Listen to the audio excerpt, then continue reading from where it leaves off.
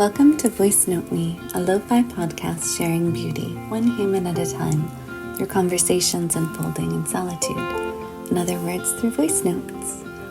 I'm Robin Bethel, a writer, a lover of voice notes, and your host. Thanks for joining me. Rainy days don't seem so wet. Stormy nights don't stay. In this episode, I was so happy to be in conversation with my friend Sarah Keck. Sarah is a deep, vibrant, playful human and also the co-owner of Common Ground, a coffee shop in my hometown that is so generative and generous it's almost in another category of place entirely. It is beauty, it is love, it is community in motion. Besides her role as co-creator of this abundance, Sarah is also simply a world and has the charm of a buttered crumpet sweet with jam. She also inspires me to throw a lot of metaphor as I try to circle around her soul with words. Sarah is someone I already know quite well, but she opened us into new places in our exchange, which I will let her begin now. Hello, Robin. This is your friend Sarah. First of all, I am honored to be one of the first people that you know very well to be on Voice Note Me. What an absolute pleasure and an absolute honor. I hope that you catch the sound of this match lighting as I light a candle to commence first voice note to you. Lighting my candle now. Oh, thank you. You just brought in some ritual, and I love it.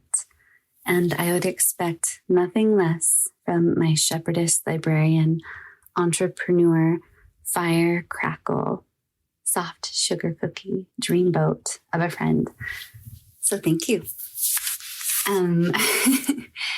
Even though I have a pretty lovely sense of some of the shape of your soul, and I'm a fan, I still want to begin by asking you to tell me, however you would want to frame it, in whatever way is meaningful to you, at length or with brevity, who you are. And within that, maybe also include deep, deep layers of soul, along with, if you were a Christmas ornament on my tree, what would you look like? Ooh, that is such a fun question. I like it a lot. How can I say who I am when I feel like you summed it up so nicely? You said firecracker and also soft cookie. And soft cookie is actually my very favorite thing anyone has ever described me as. So I've always thought of myself as someone who is very soft and very, I don't know if sensitive is the right word, but I would use the word permeable. I'm very porous, and I am very inside is on the outside kind of person. As you mentioned, when I was a child, I wanted to be either a shepherd, which you call a shepherdess, and I think that's so lovely, because being with animals on a hillside by myself in kind of solitude sounded so nice to me. Or I wanted to be the caretaker of a lighthouse, which also has a theme of solitude, but thought it would be so many things that I would love rolled into one. The first being just the mechanics of the whole thing. You know, you are the caretaker of the lighthouse. It is your job to keep the light on. And kind of badass, like very self-sufficient. And I would write, and I would, see people occasionally, and they would tell me stories.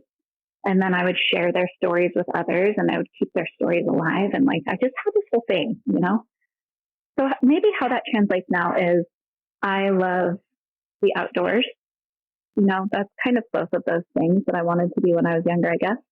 And I like to spend as much time as possible in the outdoors, especially in the summer, backpacking. Again, there's themes of like self-sufficiency, like having everything on your back that you need for, you know, however many days you're out in the backcountry. But I am with other people usually. So there is like companionship. And I found these little facets of community to fill these, you know, needs of my soul. Backpacking is one of the things I'm very passionate about, that I love doing, that I meet with these people regularly. I see them at least monthly. In the summer, I see them a lot more. And every second of the day when we're out in the backcountry. So that's something I love to do. I also own a coffee shop in my neighborhood with my business partner, Lori. And that has been something that has met me with just so much. There's just a lot to that. It's an incredibly rich environment. A lot of self-growth has happened there. A lot of growth with others has happened there too. So learning what it's like to be a leader, learning what it's like to be part of this team also, learning what it's like to be a shepherd, if you will, of the community that we serve. And yeah, that's a very recent thing that I could go on and on and on about. Plus the world of coffee. I mean, we could just dive in so deep there. Yes. And what else about me? There's just so much. There's just so much I like. But I'll start with just those things. I also love to write. I'm pretty private about my writing. I use it mostly as a gift to others. I write letters. I write poems to people. I write cards all the time. I journal a lot. Writing is something I would love to explore further in the coming weeks and years of my life. Okay, and now, if I were an ornament on your tree, I feel like I would have to be like, I don't know if I want to go with, okay, this is what I feel like I would be. This is just intuitively what I feel like I would be. I would be a hand-sewn felt ornament, like the felt, like the material, with a little bit of like batting inside, you know, those like kind of plush hand-sewn felt ornaments in the shape of a Pegasus. Pink. I can't believe that I forgot that when you were little, you also wanted to be a lighthouse keeper. I actually am so appalled that I forgot this piece. I can't believe it. And did I make up the librarian part to go in there, or was that part of it as well? But I love how you bring it into your current life. And you're a shepherdess of community. And I love that the lighthouse keeper pull is also reflected in your backpacking. And I definitely would love to have a fuzzy pink stuffed Pegasus on my tree. And my son and I like to leave our tree up. And he was just actually asking me how long we could leave it up until. And I have a hard start of summer stop because I'm really stern about this. And but I did say if he wants to do that, once spring comes, we have to make sure it's a spring tree. And I feel like your ornament would look so nice gleaming from our spring tree. Enough nonsense / not at all nonsense.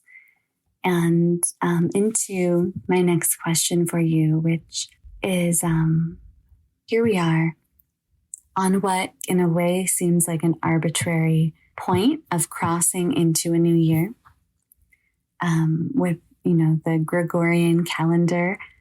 But in a way, it's not really arbitrary because we are just coming across the winter solstice where now we're moving into light growing rather than diminishing.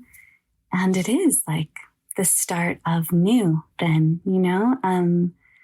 and there is also something so charged to December that I feel it really does feel like a precipice. It feels like this building of energy in like a really quiet, dark way. It's like all the elements of this seed kind of like gathering everything unto itself. So it's soft, it's yin, but it's also like the tension of being about ready to burst is how I feel it sometimes. So, yeah, we're at the beginning of a new year, coming out of the darkest days, slowly moving into more light. And so I'm curious, what energies are you really feeling into right now? And are there other energies that you're wanting to intentionally invite in? Okay, I'm going to try not to completely overload this voice note, but I feel like there's so much to smoosh in here. Speaking of smooshing, we were texting. You can hear my kids in the background, maybe. We were texting this morning. Mostly you were texting me, and you said that you made a pancake today, and it was so squishy and like art in its wild poof that you silently added it as a synonym to my soft cookie, which I love so much. I love a super squishy, artful pancake as a soft cookie. I would just, going back to if I were a blah, if I were a breakfast food, I would hope that I would be a soft, squishy, artful pancake. Like to eat, I definitely tend towards savory things for breakfast. But if were going to be a breakfast food, I would love to be a pancake. Just like a beautiful, soft, golden pancake. I loved that. Okay. Let's see. We were talking about energies and energies that we're bringing in right now that we're calling into our sphere. And I have a great many energies actually that I'm kind of opening into.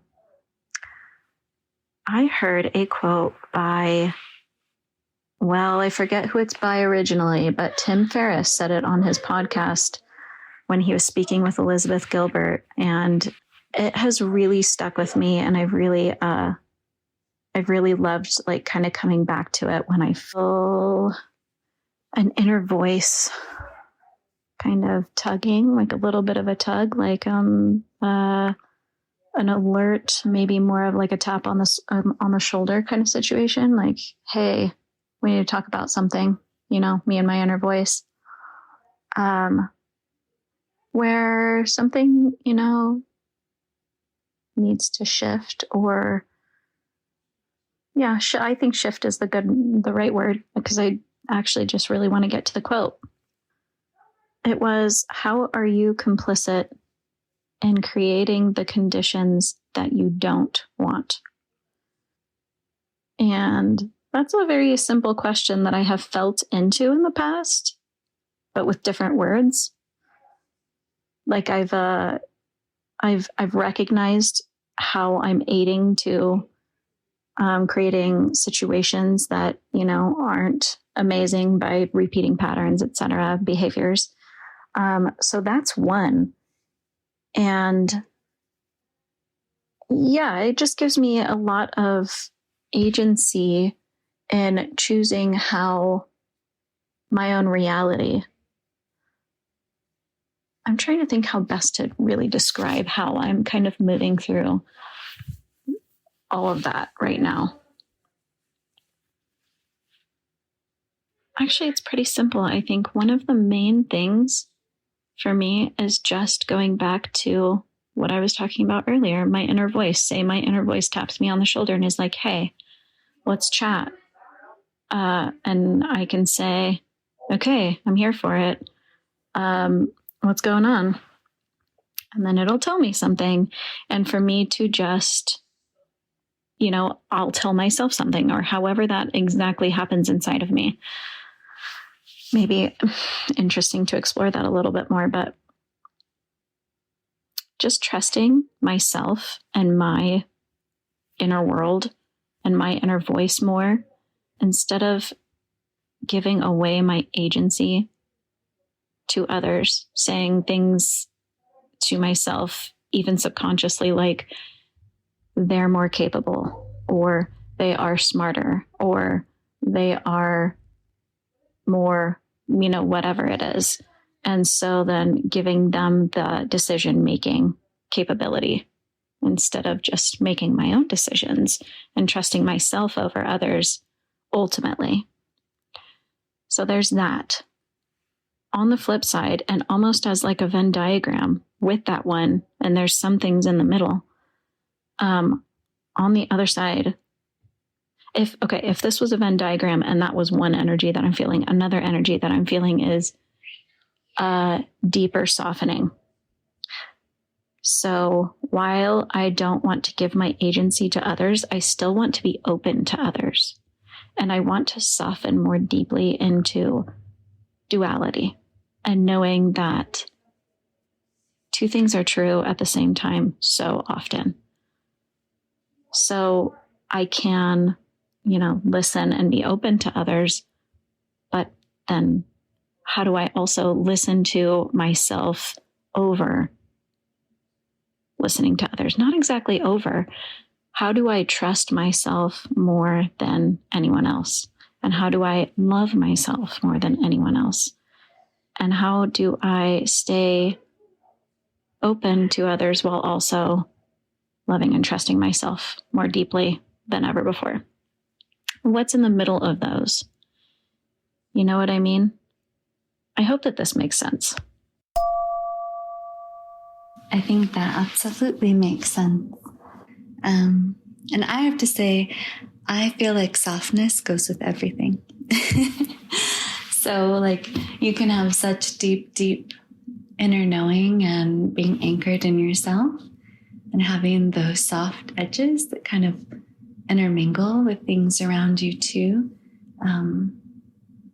I feel personally that I'm kind of always called to greater and greater softness in ways I'm already pretty soft. But the spaces when I don't have that softness, I feel like I'm always called to soften into those edges still. So, and I want to add though, I don't necessarily mean when I feel like I'm meant to always soften more and more, it's soften rather than harden. Like anytime I feel like an inner clench, like that, I feel like soften in that space. Like I'm called to do that.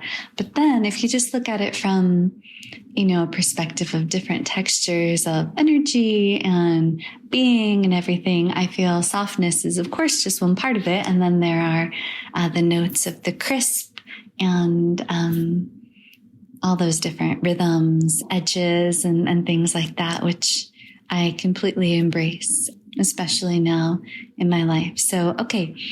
What do you think? You're called to like more softness while also listening more to your inner voice.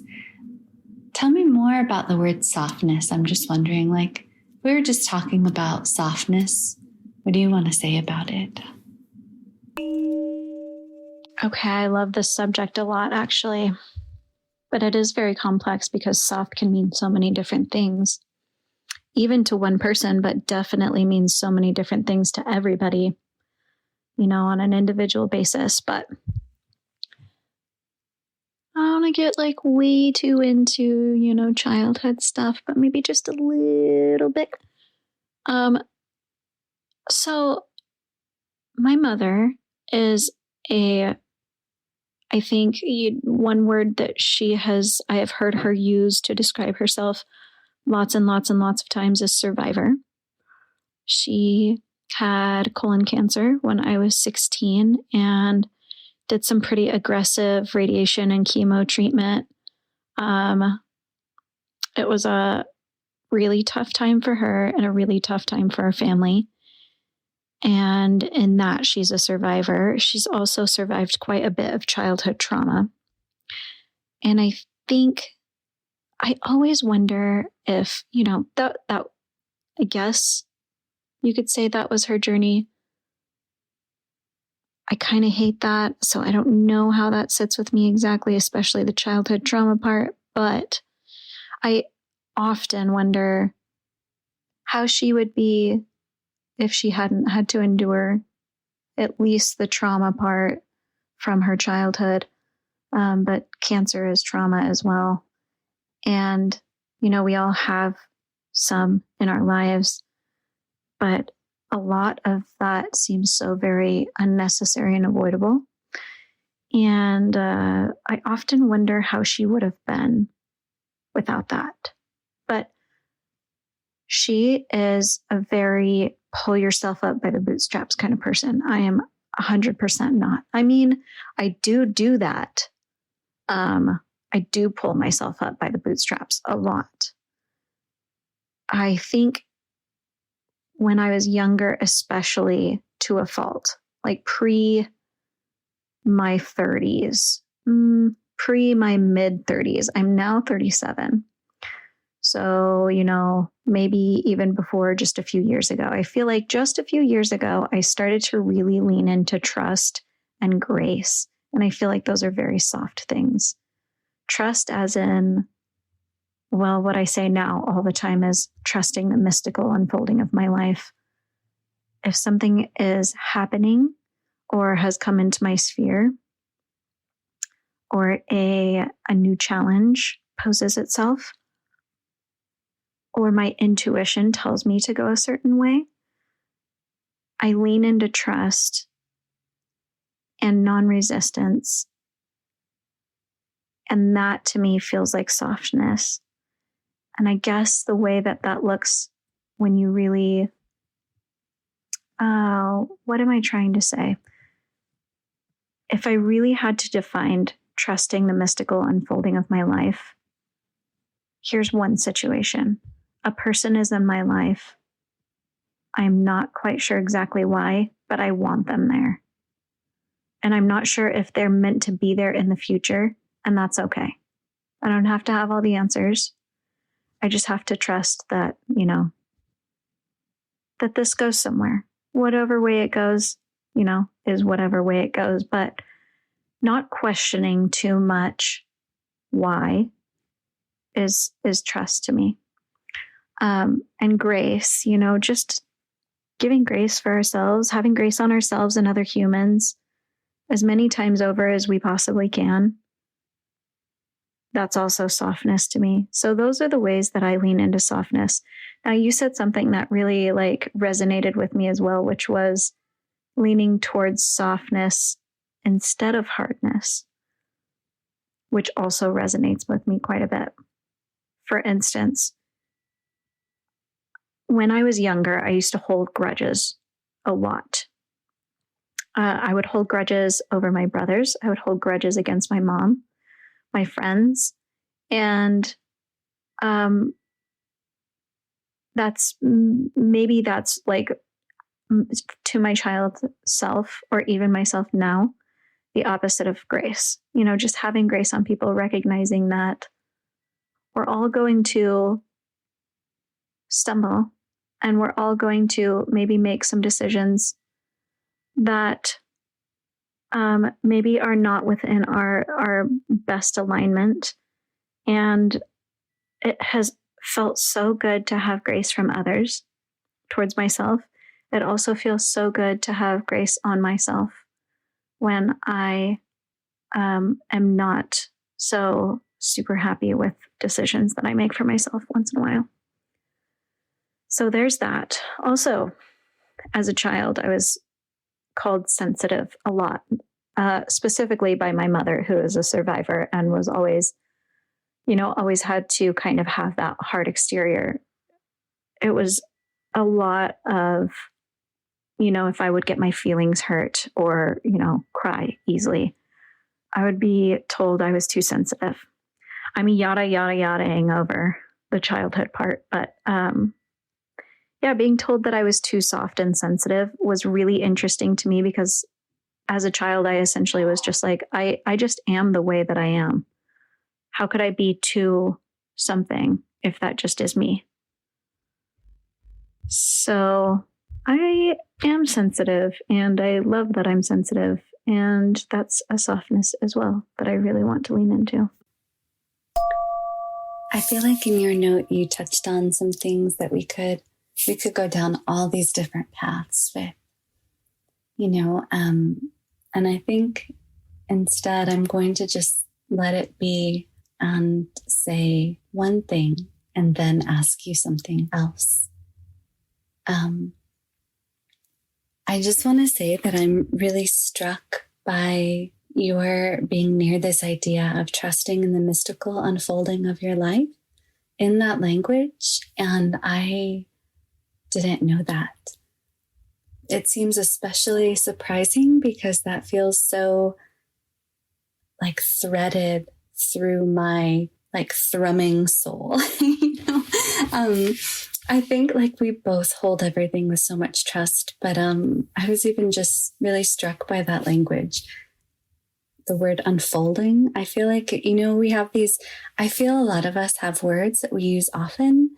I know I say textures a lot, and unfolding is such a large one too. So I feel when we soften, it is this energy of like letting things be, right? Like there's more of a trust. It's just like a part of the inner movement, a part of like how we're resting in a space of self and world. So I loved your reflections on that. And I am with you in this mystical unfolding, all the trust. Okay. So softness feels so a part of what you're opening into in this moment. And it also feels like something that's just a piece of the singular self and singular soul of Sarah. I think we can all open into softness and open into all sorts of different things, pieces of beauty. And then we also hold our own individual, composition, like the energies that are just more naturally within us and all these things.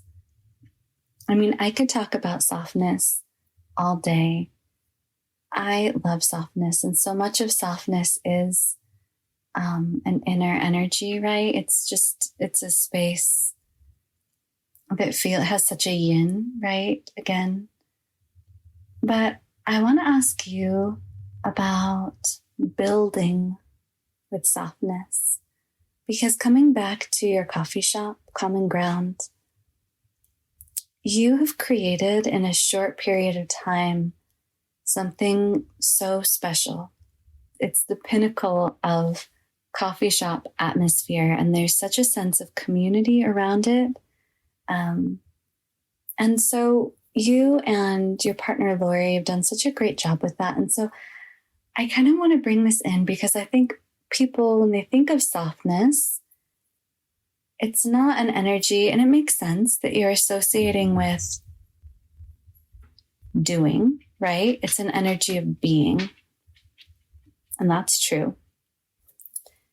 But I'd love to talk a little bit about what does it mean to then do, to build specifically, to build and to build community.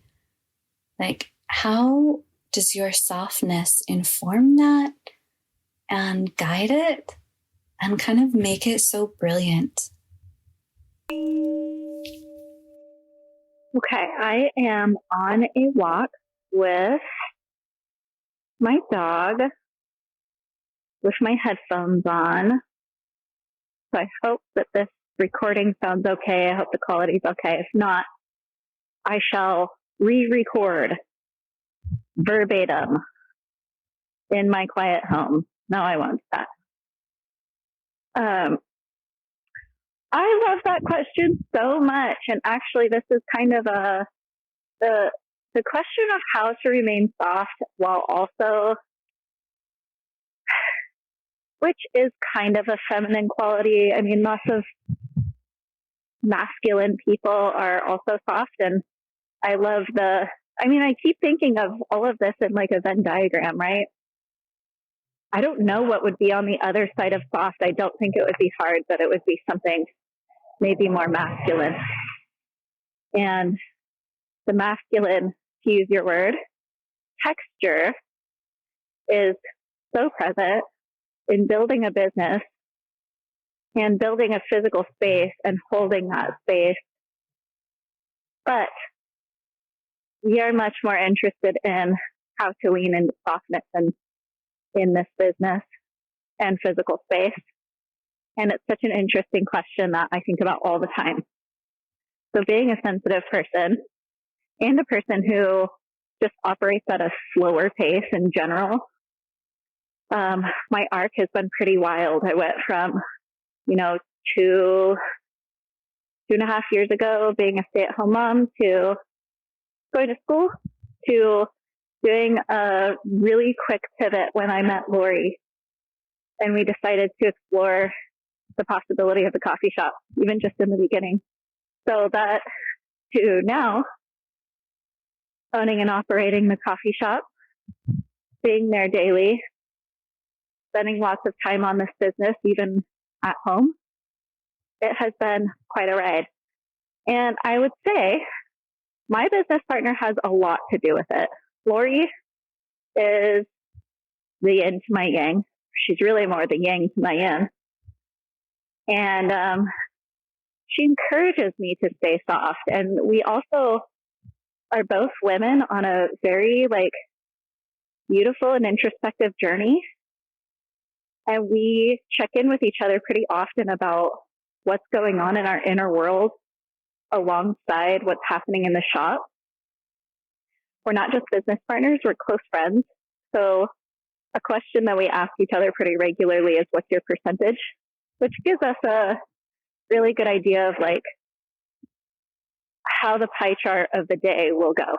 Do you need to spend some time on personal life today instead of the shop? If your percentage is low, I got you. It usually works out that way. Sometimes both of our percentage is really low, and we're just like, you know what? Take care of yourself. Be really gentle on yourself. Don't try to do extra. She's encouraged me recently to take some time off. That partnership is so healthy and so beautiful, and it's encouraging both sides of, kind of masculine, feminine, kind of doing and softening and all of it at the same time. Just being all of it exists at the same time, a lot of duality in being partners and friends as well. So that is incredible. I also want to say that working with an entire crew of women helps as well.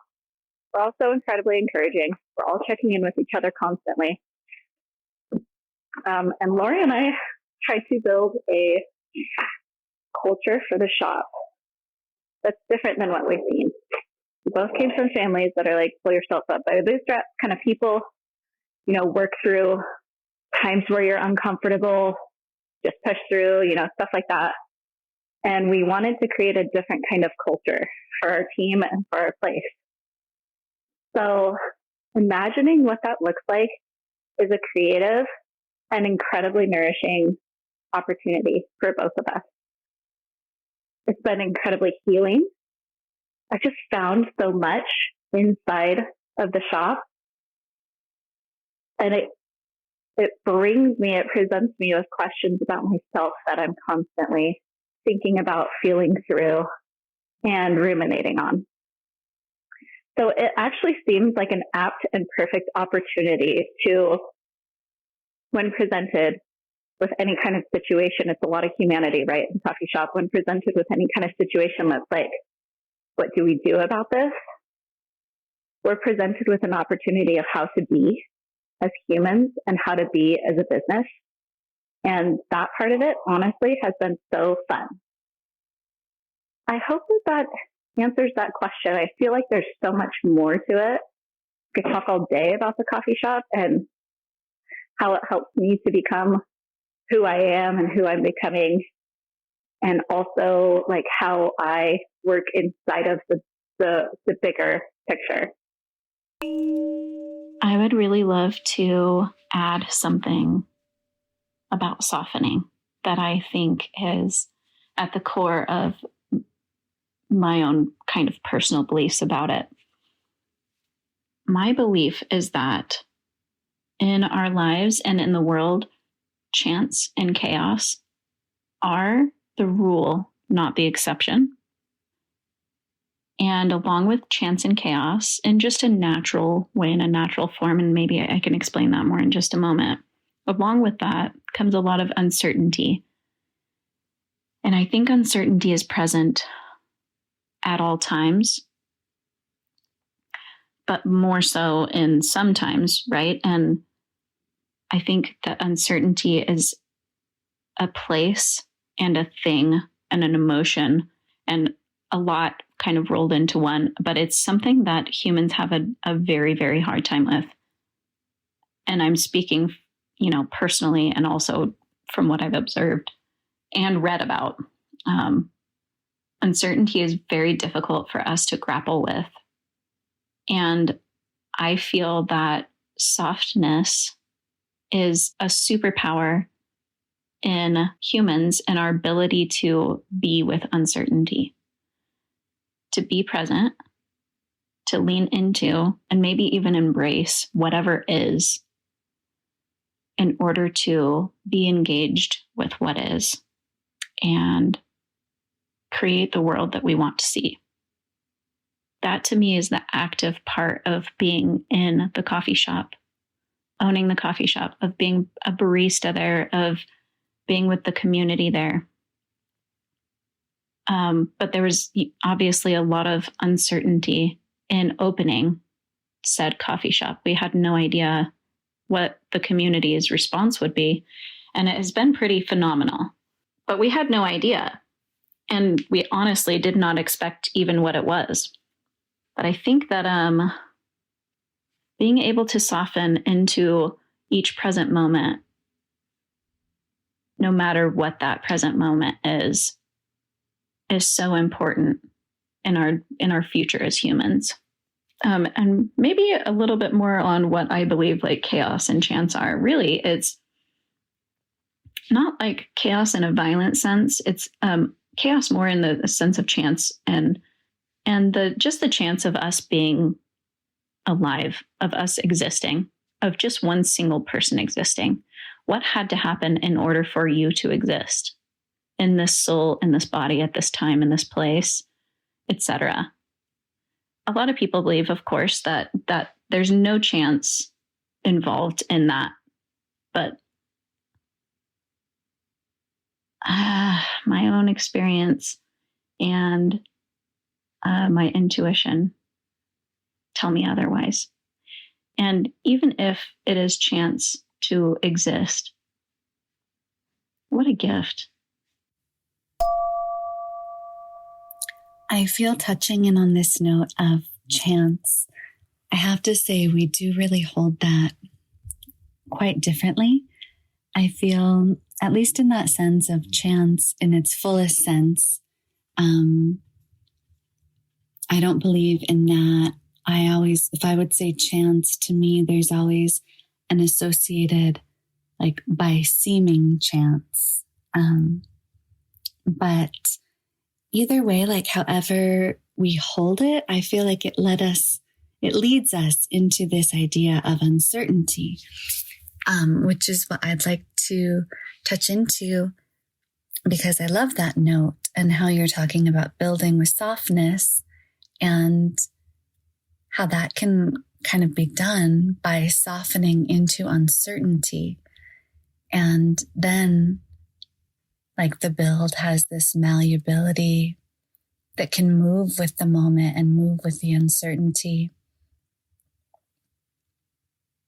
And uncertainty, whether it's utter chance or whether it rises out of this state of utter chance, as you might hold it, or whether it rises out of part of an unfolding wholeness, as I would hold it. uncertainty is just part of our world. And our relationship to uncertainty affects so much, right?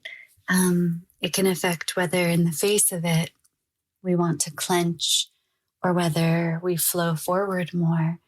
And maybe the more we can move with it, have the softness that meets it, maybe then there's more room for us to move with, like spark of inspiration and things like that. So I think that lets us then build in a beautiful way.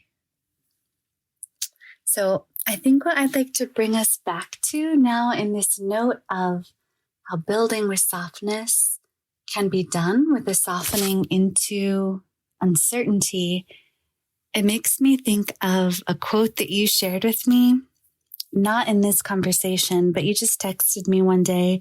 You were reading Josh Booten, who is a stunningly beautiful poet who I love. And you were reading, I think you were reading The Union of Geometry in Ash, which, first of all, how beautiful of a title is that? But correct me if you're reading a different one of his books, but you shared a quote that met you really deeply in that moment. And I feel like it ties into this space of softening and softening into self and the world in all its uncertainty. This type of reverie can only be reached by detour. And so to me, that kind of illuminates some of the gold that can come from moving in the dark and moving in uncertainty and seeing where it brings you. But I'd love for you to close us out just talking a little bit about how that piece of poem met you and any last thoughts that you want to share too. I am so glad that you touched on that Josh Booten quote, because I thought it was so delicious and so very me. And though I think that you tied that in a very lovely way, actually, kind of just weaving it into our, themes as we're going. But I hope that this isn't like too far-fetched or too hard to explain, but sometimes I feel like the furthest recesses of myself are very hard to explain. I'm sure everyone feels that way sometimes, but that one is so delicious to me because, okay, let me say the quote again really quick, and then it'll jog my memory. This type of reverie can only be reached by detour. Yes. So, she's kind of getting at like a detour, like a, say you're driving or you're walking or you're on a trip going somewhere, right? And you take a detour and you find something unexpected. The reverie. And some of my favorite things, speaking of softness and uncertainty, some of my favorite things about myself and just life in general are when we are able to move at our own pace, which to me, this is probably going to be a little bit surprising, but a bit of a revelation that I've had recently too. But the coffee shop, it gets very busy and it's very fast paced at times. And I can thrive in that, kind of environment. But me as a person, I'm so much more slow paced, just slow in general, and like to have space around me. And I feel like my favorite things to come upon about life, myself, art, my children, everyday life, the most beautiful and wonderful and juicy and fruitful things about life are things that I found on a detour, some kind of detour when I was just meandering, going at my own pace, maybe not even knowing where I'm going. Those are my favorite reveries. Yes.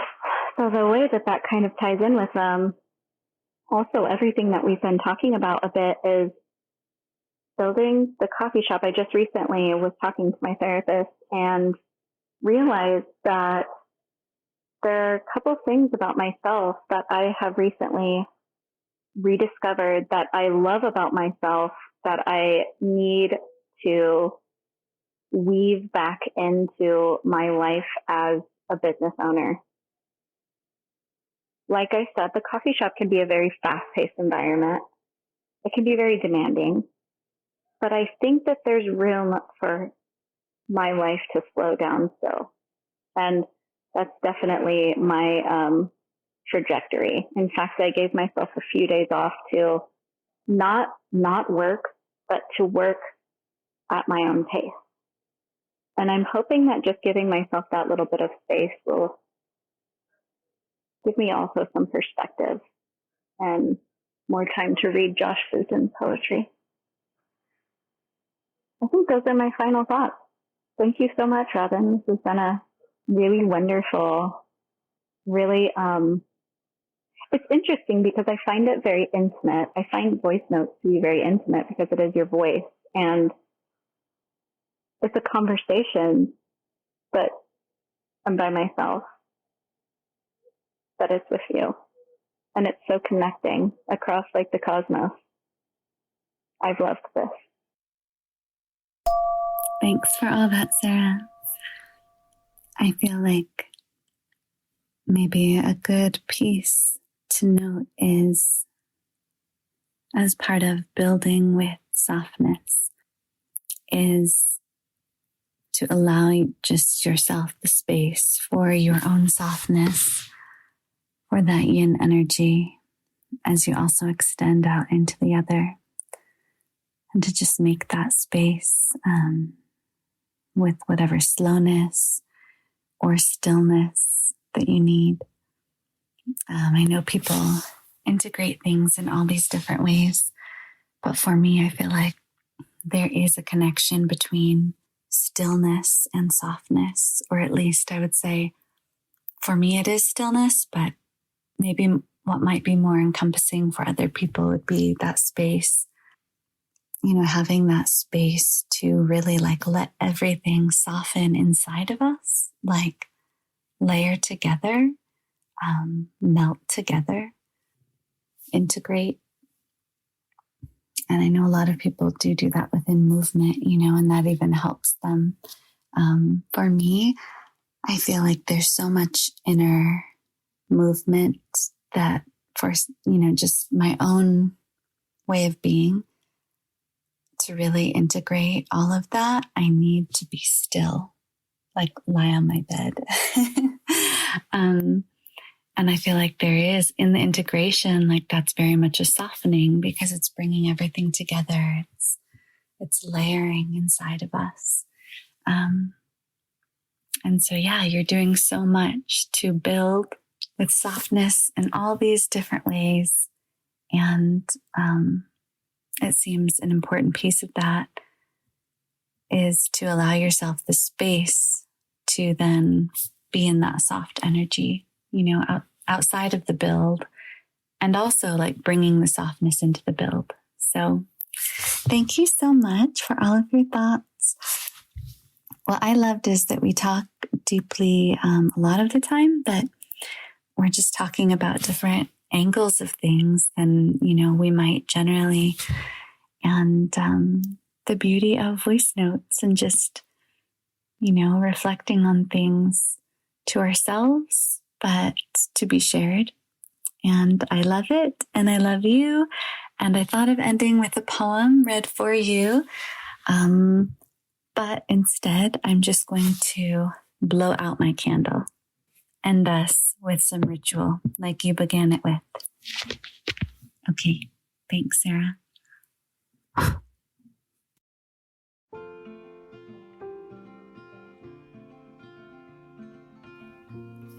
Thanks for joining me today and descending into a lot of softness and some silliness too. If you enjoyed the episode, I hope you follow along or subscribe and come back again. and have a beautiful day. Rainy days Bye. don't seem so wet. Stormy nights don't stay. From the moment that we met, you were worth the wait. Oh, this could be the best thing that I'll ever know.